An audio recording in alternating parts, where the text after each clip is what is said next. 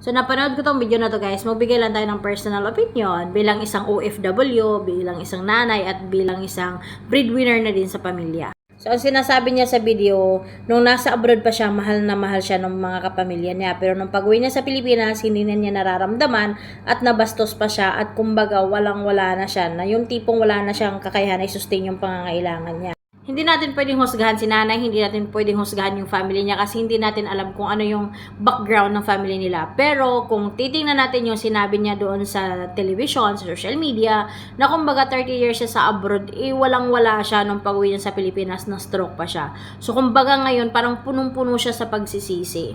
Mindset kasi natin mga Pilipino, kapag tumutulong tayo, nag-aantay tayo ng kapalit eh, 'di ba?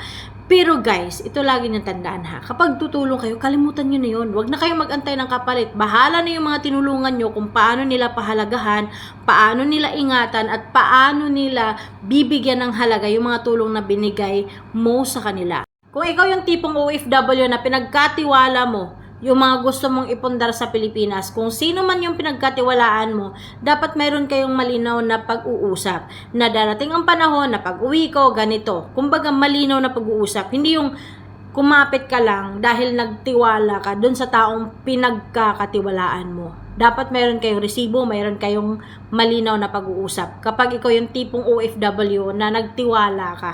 Kasi yun yung mahirap eh, nagtiwala ka. Tapos kapag dumating yung point na nagka-problema, doon mo palang hahanapin lahat. Kesyo may resibo ka, kesyo nagtiwala ka, kesyo ganito, ganyan, di ba?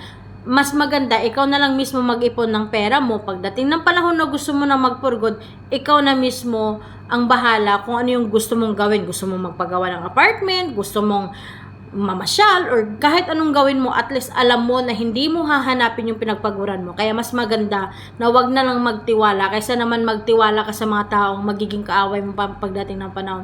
Tutulong ka nang walang hinintay na kapalit. Mag-ipon ka para pagdating ng panahon, kahit anong mangyari, nasa iyo yung pera mo, 'di ba? Wala kang kaaway nang dahil lang sa pinagpaguran mo, ganun. Yun lang yun ha, personal opinion ka lang yun. Kaya sa mga kapwa OFW, matuto kayo na kahit kayo yung nagtatrabaho, sinasahuran nyo din po yung sarili po ninyo, no? Nagpupundar kayo, nagsisave kayo, tumutulong kayo. So, kumbaga, pantay-pantay. Wag buhos-buhos biyaya, wag 1 millionaire, ano? So, yun lang. Bye-bye!